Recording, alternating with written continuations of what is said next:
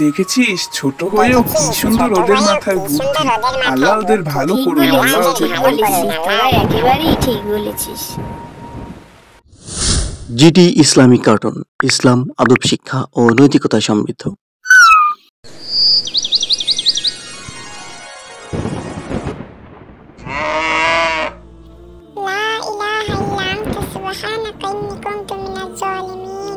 দেখেছিস আপু, কি জোরে জোরে হাত ডাক দিচ্ছে আকাশে। না জানি এবার কোরবানিতে কতই না বর্ষা হয়। হায় আল্লাহ। তুই ঠিক বলেছিস ইয়ামিন, এবার যে কি হবে। আর কিছুদিন বাদেই তো কোরবানির ঈদ।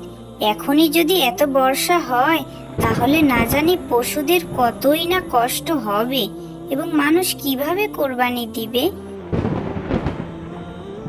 আপু চল চল ঘরে যাই, এক্ষুনি ঝমঝম করে বৃষ্টি নামবে। তাড়াতাড়ি ঘরে চল, মা না হলে বকবে। তুই ঠিক বলেছিস ইয়ামিন, চল আমরা এখন ঘরে যাই।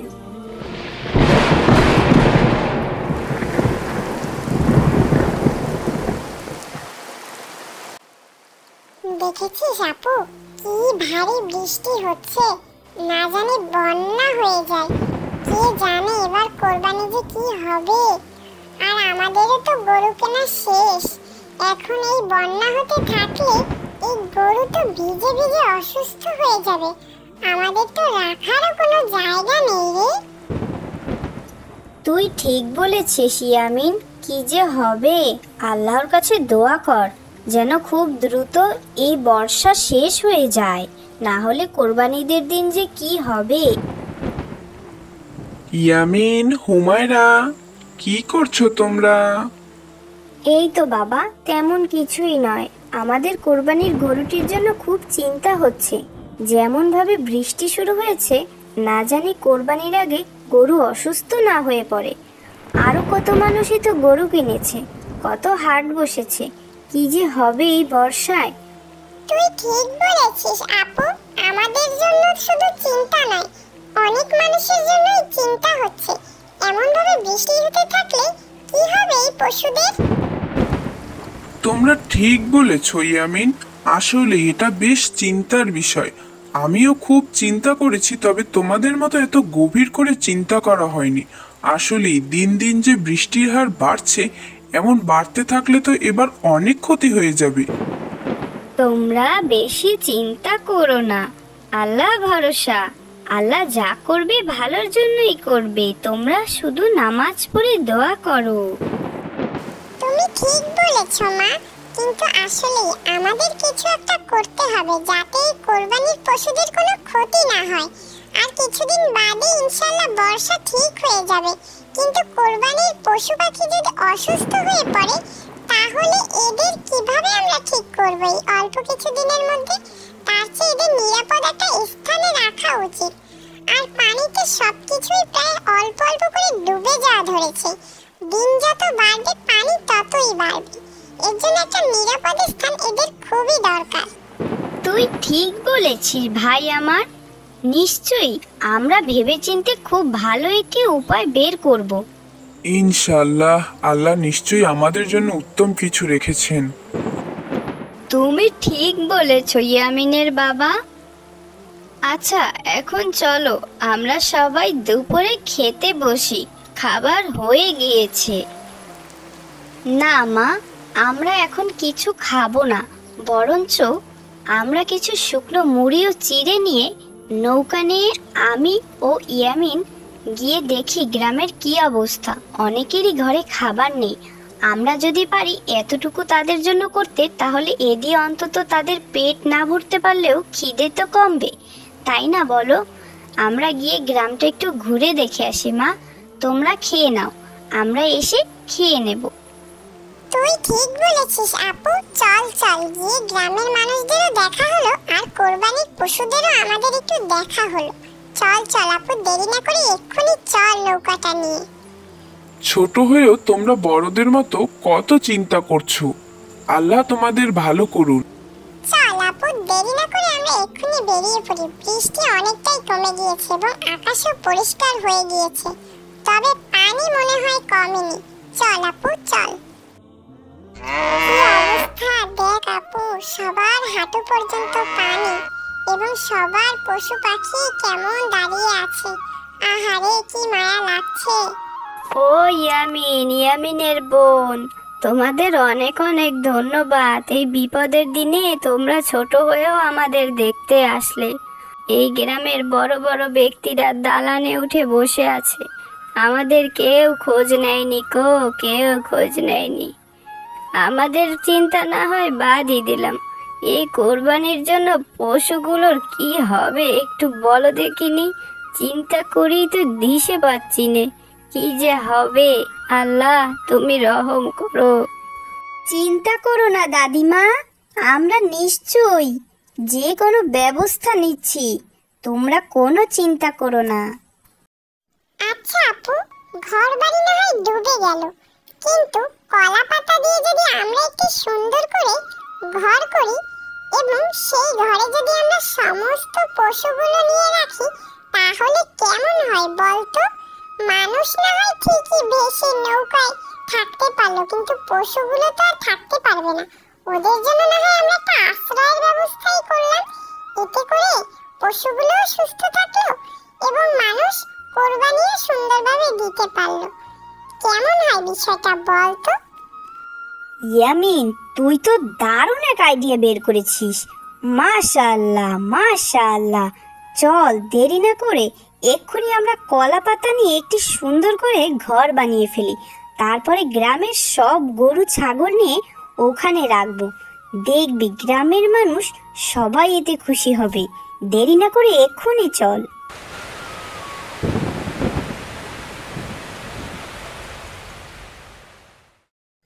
মাশাআল্লাহ, ঘরটা বেশ সুন্দরই হয়েছে। আমারই তো থাকতে মন চাইছে আপু, কি করি বলতো? মজা করিস না ইয়ামিন, খুব ভালো একটি আইডিয়া বের করেছিস তুই। এতে অনেক পশুদের প্রাণ বেঁচে যাবে। তাড়াতাড়ি দেরি না করে এক্ষুনি চল, গ্রামের মানুষদের সকল গরু ছাগল এনে আমরা এখানে জমা করি।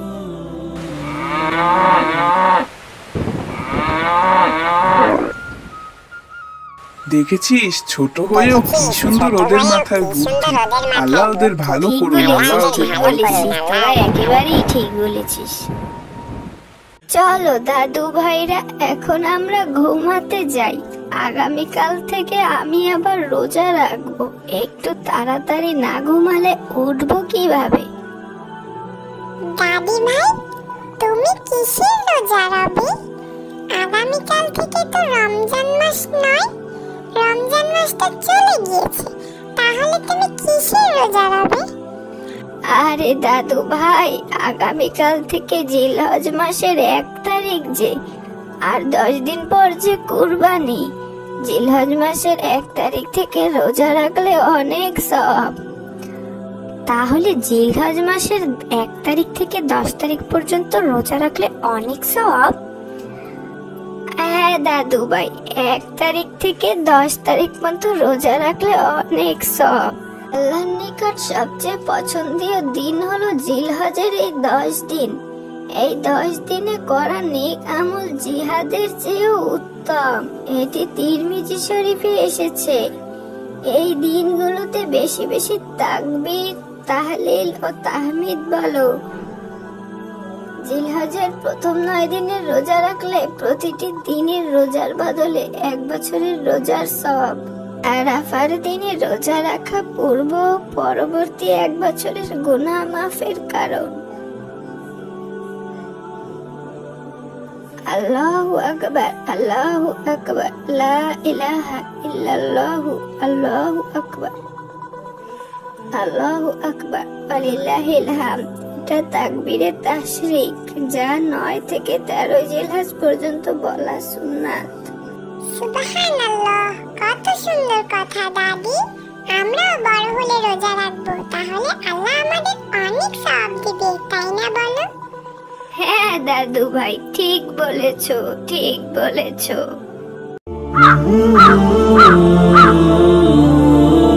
হেই ইয়ামিন, দেখো ওই যে ঝালমুড়ি চাচা ঝালমুড়ি বিক্রি করছে, চলো আমরা ঝালমুড়ি খাই। হ্যাঁ রুকাইয়া, তুমি ঠিকই বলেছো, চলো আমরা দুজনে মিলে আজকে ঝালমুড়ি খাই। আসসালামু আলাইকুম বাচ্চারা, কি খাবে তোমরা? তোমাদের কি ঝালমুড়ি দেব? হ্যাঁ চাচা, আমাদেরকে 10 টাকার 10 টাকার 2টি ঝালমুড়ি দিন। আজকে বেশ মজা করে ঝালমুড়ি খাবো, কি বলো রুকাইয়া? হ্যাঁ হ্যাঁ, ঠিকই বলেছ। তোমাদেরকে আজ মজা করে ঝালমুড়ি আমি মাখিয়ে দেব। আজকে খেলে সারা জীবন মনে থাকবে। ভাইয়া, আপু, আমাকে কিছু খেতে দিবে? আমি আজকে সারা দিন না খাওয়া। আমি খুবই ক্ষুধার্ত, আমার পেটে অনেক ক্ষুধা।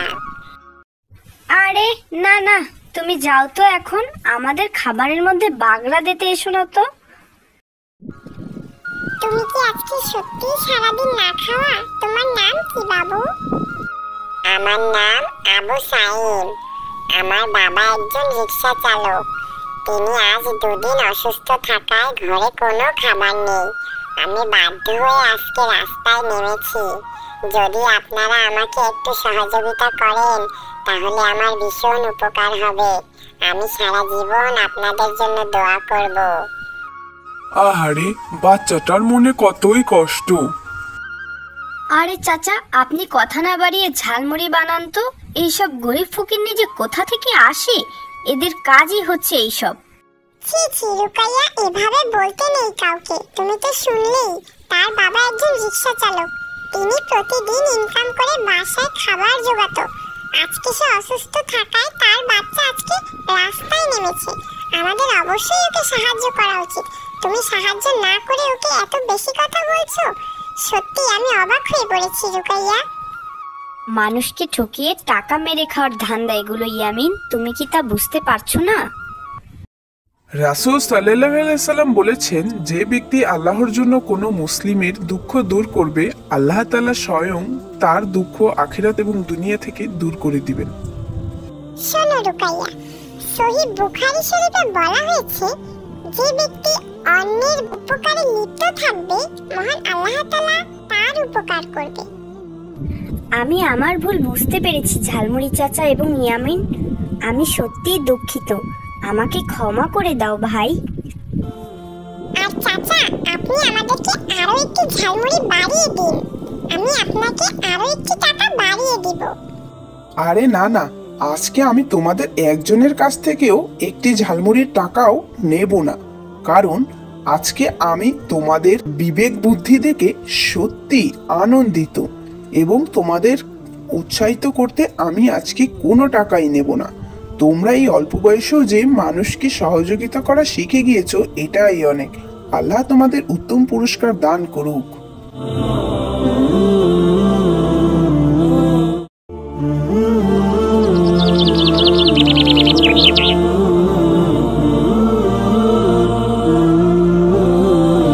জঙ্গলের পাঠশালায় তোমাদের সবাইকে সালাম জানাই। আসসালামু আলাইকুম। ওয়ালাইকুম আসসালাম বানর পণ্ডিত। আমরা ভালো আছি, আপনি কেমন আছেন? এই কি টুনি বন্ধু, তুমি একা যে? আর বাকি সবাই কোথায়? এখনো তারা আসেনি কেন? আর সিংহ মামা, সে দেখি ঘুমে বিভোর। সে কি অবস্থা? ও মামা, মামা, ও সিংহ মামা, সিংহ মামা। পণ্ডিত মশাই, আজকে আমার আসতে একটু দেরি হয়ে গিয়েছে। আপনি আজকের মতো আমাকে মাফ করে দিন। এরপর থেকে আর এমনটা হবে না। তুমি তো রোজই এমনটা করে বলো ভাইয়া, কিন্তু তুমি তো প্রতিদিনই দেরি করে আসো। পণ্ডিত মশাই, আজকে ওকে একটু শাস্তি দিন, না হলে ও এমনটা করতেই থাকবে। আরে টুনি বন্ধু, তুমি কেন আমার পিছে খামোখা লেগে থাকো বলো তো? তোমার কি কোনো কাজকর্ম নেই? পাঠশালা এসেও তোমার আমার সাথে ঝগড়া করতে হবে? আরে আরে, থামো তোমরা, থামো। এটা পাঠশালা, মাছের বাজার নয়। আরে পণ্ডিত মশাই, তুমি চলে এসেছো? আমি তো তোমার অপেক্ষা করতে করতে ঘুমিয়েই গিয়েছি। আচ্ছা, ভালো হয়েছে তুমি উঠে পড়েছো। আমি এসেই তোমাকে ডেকেছি, কিন্তু হয়তো তুমি ঘুমের ঘরে শুনতে পাওনি। আজকে পাঠশালায় অনেকেই অনুপস্থিত, হয়তো বা কোনো বিশেষ কারণে আসতে পারেনি। আরে হ্যাঁ হ্যাঁ, হতেও পারে। তুমি ঠিকই বলেছ বানর পণ্ডিত। আসলে কি জানো, তোমার পাঠশালায় আসতে আমার খুবই ভালো লাগে।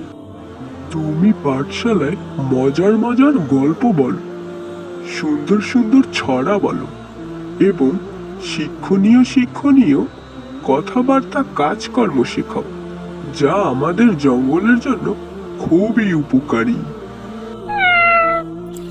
আপনি একদম ঠিক কথা বলেছেন সিংহ মামা। আচ্ছা, তোমরা এখন সবাই চুপ করো, আমরা আমাদের পাঠশালার কথাবার্তা শুরু করতে পারি তাহলে। হ্যাঁ হ্যাঁ পণ্ডিত মশাই, আপনি এখন শুরু করুন। আজকে আমরা পরিবেশ নিয়ে কথা বলবো, কিভাবে আমরা পরিবেশকে সুন্দর রাখতে পারি এবং পরিবেশ সুন্দর রাখলে আমরা নিজেরাও সুন্দর থাকবো এবং আমাদের চারিপাশের মানুষগুলো সুন্দর থাকবে এবং ভালো থাকবে। এটা কিভাবে সম্ভব বানর পণ্ডিত? একটু বুঝিয়ে বলো তো আমায়।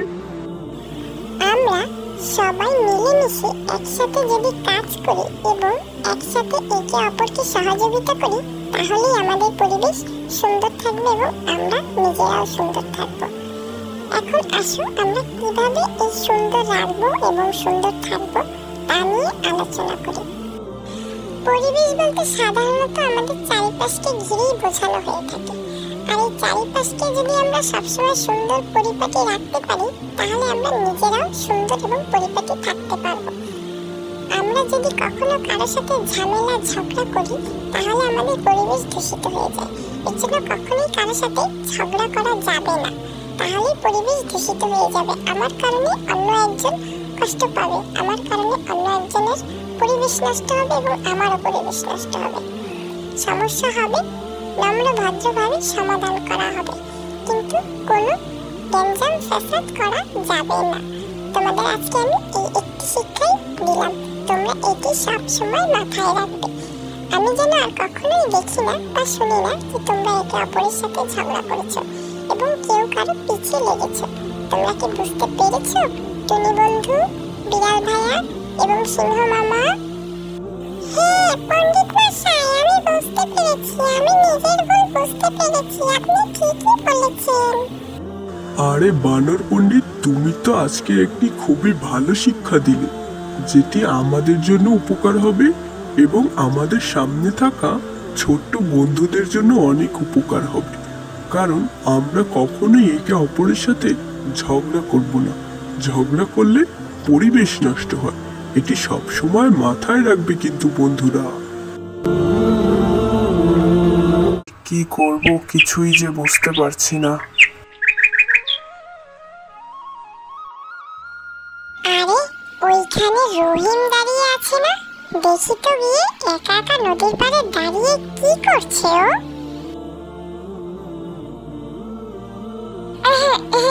আসসালামু আলাইকুম রহিম, কেমন আছো তুমি? এখানে একা একা দাঁড়িয়ে কি করছো? আসলে ভাই কি যে বলবো, হঠাৎ করে চাকরিটা চলে গিয়েছে, বাসার খরচ সবকিছু মিলিয়ে মাথায় যেন আকাশ ভেঙে পড়েছে ভাই। ভাই তুমি কি জানো না, মহান আল্লাহ তাআলা বলেছেন যে ব্যক্তি আল্লাহর উপর ভরসা করেন, আল্লাহ তাআলা তার জন্যই যথেষ্ট। হ্যাঁ ভাই শুনেছি, কিন্তু এখন তো মনে হচ্ছে সব দিকই বন্ধ, কোনো দিকই খোলা নেই আমার জন্য। ভাই আমাদের নবীজি বলেছেন যে ব্যক্তি আল্লাহর উপর ভরসা করেন, আল্লাহ তার জন্য যথেষ্ট। তুমি চিন্তা করো না ভাই, আল্লাহর উপর ভরসা করো, নিশ্চয়ই আল্লাহ তোমার জন্য উত্তম কিছুই রেখেছেন ইনশাআল্লাহ। হ্যাঁ ভাই তা তো অবশ্যই। ভাই আল্লাহ তাআলা কখনোই তার বান্দাদের একা পথে ছেড়ে দেন না, তুমি হতাশ হয়ে না ভাই। সত্যি ভাই, তুমি না থাকলে হয়তো আজকে আমি একদমই ভেঙে পড়তাম। তোমাকে অনেক অনেক ধন্যবাদ ভাই, তুমি আমাকে নতুন করে বাঁচার সম্ভাবনা দিয়েছো। আল্লাহর উপর এখন থেকে ভরসা করব, আল্লাহ আমার জন্য যথেষ্ট। হ্যাঁ ভাই, তুমি শুধু সবর করো এবং ধৈর্য ধরো, নিশ্চয়ই আল্লাহ তোমার সাথে আছেন। আরে রহিম আর ইয়ামিন, এখানে তোমরা কি করছো? তোমাদের পেয়ে ভালোই হলো, তোমাদের কাছেই আমি যাচ্ছিলাম। কি হয়েছে চাচা, আমাদেরকে কি কোনো কাজে প্রয়োজন? আরে হ্যাঁ হ্যাঁ, তোমাদেরই তো প্রয়োজন। ওই যে পুবপাড়ায় একটা নতুন গার্মেন্টস হয়েছে, ওখানে কিছু লোক নেবে। তোমরা চাইলে ওখানে পার্ট টাইম জব করতে পারো, ভালো ভালো সিট খালি আছে। আমি বললেই তোমাদের ওখানে তারা ব্যবস্থা করে দেবে। আলহামদুলিল্লাহ চাচা, এ তো বেশ ভালো খবর। আপনি এক্ষুনি ব্যবস্থা করুন, আমরা ওখানে চাকরি করব। দেখেছো ভাই, আমি বলেছি না আল্লাহ সবসময় আমাদের সাথে আছেন এবং আল্লাহই আমাদের জন্য যথেষ্ট। দেখেছো, আল্লাহ আবারও তারও একবার প্রমাণ করে দিলেন। আলহামদুলিল্লাহ। হ্যাঁ ভাই, তুমি ঠিকই বলেছো। আজকে তুমি আমার চোখ খুলে দিলে ভাই।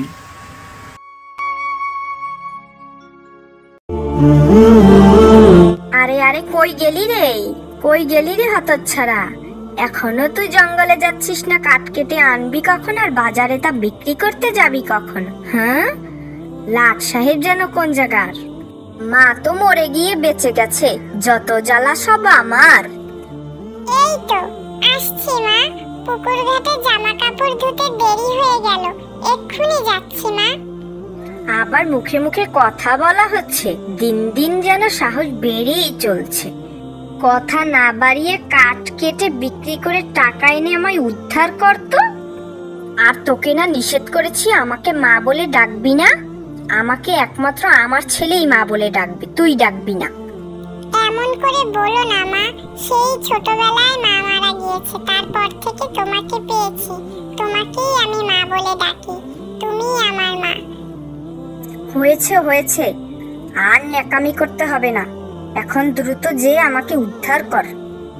মা বলছিলাম কি, কিছু খেতে দেবে? অনেক খিদে লেগেছে, সেই সকালবেলা উঠেছি, এখন পর্যন্ত কিচ্ছুটি খাইনি, কিছু থাকলে খেতে দাও মা। আরে না না, এখন কিসের খাবার? আগে জঙ্গল থেকে বাড়ি আয়, তারপর খেতে দেব। তাড়াতাড়ি যা, তোর বাবা বাড়ি আসার আগেই যেন আসা হয়।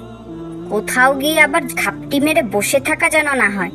আর তোর বাবা যদি এসব জানতে পারে তাহলে কিন্তু তোর খবর আছে, বলে দিলাম। না না মা, আমি বাবাকে কিচ্ছু বলবো না, তুমি আমাকে কিছু বলো না মা, আমি বাবাকে কিচ্ছু বলবো না। আমি এখন যাই মা, আমি তাড়াতাড়ি ফিরে আসবো। ছোট থাকতেই মাকে হারিয়েছি, তারপর বাবা আমার জন্যই এই মাকে বিয়ে করলো, কিন্তু সে যে আমাকে একটু চোখে দেখতে পারে না। সে তার ছেলেকেই ভালোবাসে, কিন্তু আমাকে একটু ভালোবাসে না, খেতে দেয় না, আমার সাথে কত অত্যাচার করে। আমি আর সইতে পারছি না আল্লাহ, তুমি আমাকে ধৈর্য দাও।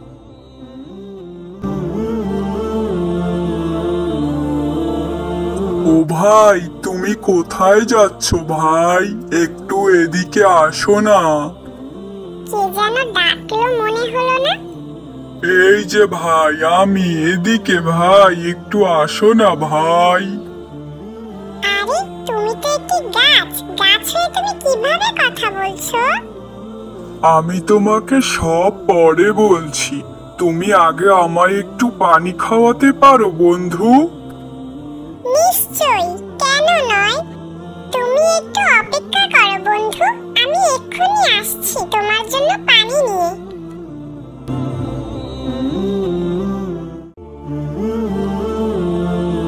এই তো এখানে একটি পুকুর আছে, এখান থেকে আমি দেখি আমার গাছ বন্ধুর জন্য একটু পানি নিয়ে যাই।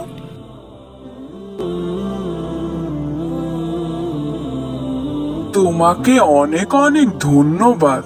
তোমার নাম কি বন্ধু? আমার নাম বিনিয়ামিন। বন্ধু, আজকে আর কোনো কথা নয়, আমার এক্ষুনি যেতে হবে, আমার অনেক দেরি হয়ে গিয়েছে। ও, তুমি সেই বিনিয়ামিন। তোমাকে তো আমি চিনি, তোমার সব কথা আমি জানি। কি বলছো বন্ধু, তুমি আমার সব কথা কিভাবে জানো? প্রকৃতি বন্ধু, প্রকৃতি তোমার সব কষ্টের কথা জানে, আর আমিও তো প্রকৃতিরই একজন। আজকে পানির তৃষ্ণার কারণে তোমার সাথে আমার দেখা এবং কথা হয়ে গেল বন্ধু। তুমি আসলেই অনেক ভালো একজন মানুষ, কিন্তু তোমার সৎমা তোমাকে অনেক অত্যাচার করে, আমি তা জানি বন্ধু। তুমি কিচ্ছু চিন্তা করো না বন্ধু, মহান আল্লাহ তাআলা একদিন সব ঠিক করে দেবেন ইনশাআল্লাহ। তাই যেন হয় বন্ধু, তুমি আমার জন্য দোয়া করো। আমি আজ আসি, আবার দেখা হবে।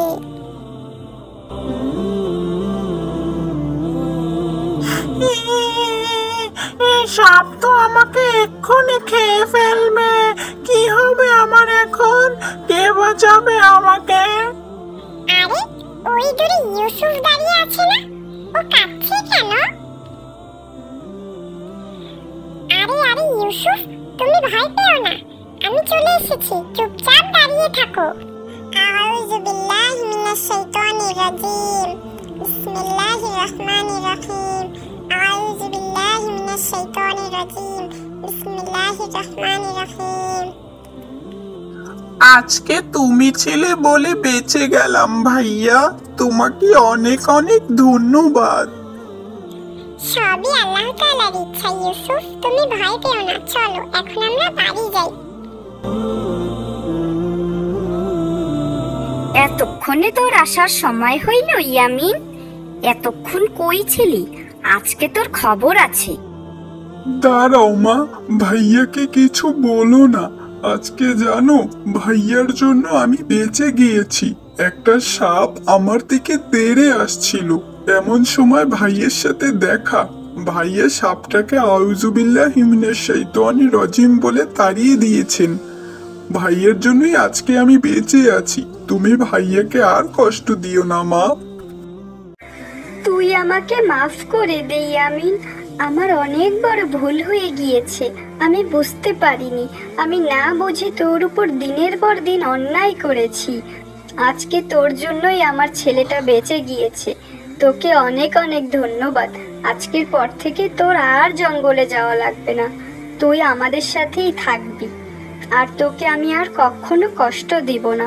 হায় আল্লাহ, তুমি আমাকে মাফ করে দাও। না না, এ কি বলছো মা? আমি কিছু মনে করিনি, আমি কষ্টও পাইনি। তুমি যে নিজের ভুল বুঝতে পেরেছো, এই অনেক। সবই আল্লাহর ইচ্ছা, আলহামদুলিল্লাহ। গাছ বন্ধুর দোয়ার কারণেই হয়তো আজকে আমার সৎ মা নিজের ভুল বুঝতে পেরেছে। হে মুসল্লিগণ, আজ আমরা কুরবানির কিছু গুরুত্বপূর্ণ এবং তাৎপর্য নিয়ে কথা বলবো। মহান আল্লাহ তাআলা কুরআনে বলেছেন, সূরা হজে বলা হয়েছে, তাদের গোশত এবং রক্ত কোনো কিছুই আল্লাহর কাছে পৌঁছায় না, পৌঁছায় তাকওয়া। কুরবানি শুধুই পশু জবাই করার মধ্যে নয়, এটি একটি আল্লাহর পরীক্ষা, ত্যাগের এক অনন্য নিদর্শন। আর তোমরা জেনে রাখো, নিজের সব থেকে পছন্দের জিনিসকে কোরবানি দেওয়াই আল্লাহ সব থেকে বেশি পছন্দ করেন। মা, আমি চাই এবার কোরবানিতে আমিও কোরবানি দেব। আমি যে একটি মুরগি পালি, সেই মুরগিটি দিয়ে আমি এবার কোরবানি দেব। আমি চাই আল্লাহ তাআলা আমার উপর অনেক খুশি হন, কারণ আমাদের ইমাম সাহেব বলেছেন যে যে তার নিজের পছন্দের জিনিসকে কোরবানি দেবে, আল্লাহ তাকে সবথেকে বেশি ভালোবাসেন। আমিও আল্লাহর ভালোবাসা পেতে চাই মা। মাশাআল্লাহ ইয়ামিন, তুমি তো অনেক ছোট, কিন্তু তোমার চিন্তা ভাবনা আসলেই অনেক বড়। তুমি নিজের পছন্দের মুরগিকে আল্লাহর জন্য ত্যাগ করতে চেয়েছো, আল্লাহর উদ্দেশ্যে কোরবানি দিতে চেয়েছো। আল্লাহ তো এমন মন মানসিকতাই ভালোবাসেন। আল্লাহ সব থেকে বেশি পছন্দ করে যখন কেউ তার জন্য নিজের পছন্দের জিনিসকে ত্যাগ করে। বাবা ইয়ামিন, আল্লাহ তোমাকে অনেক বড় করুন এবং তোমার এই নিয়ত কবুল করুক, আমিন।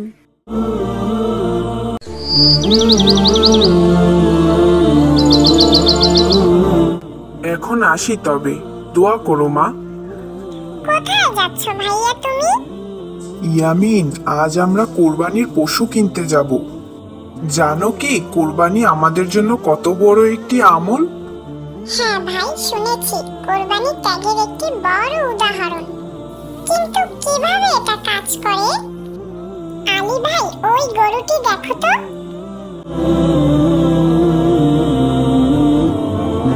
মনে হয় আল্লাহর পথে ত্যাগ করতে হলে এরকম আমার ছোট্ট ভাই, শোনো, কোরবানি শুধু গরু কেনা নয়, এটা হলো আল্লাহর জন্য ত্যাগ এবং আমাদের হৃদয়ের ত্যাগ। ঠিক বলেছ, কুরবানি আমাদের জন্য অন্যতম ত্যাগ, আল্লাহর পথে উৎসর্গ করার মাধ্যম। এটা খুবই গুরুত্বপূর্ণ।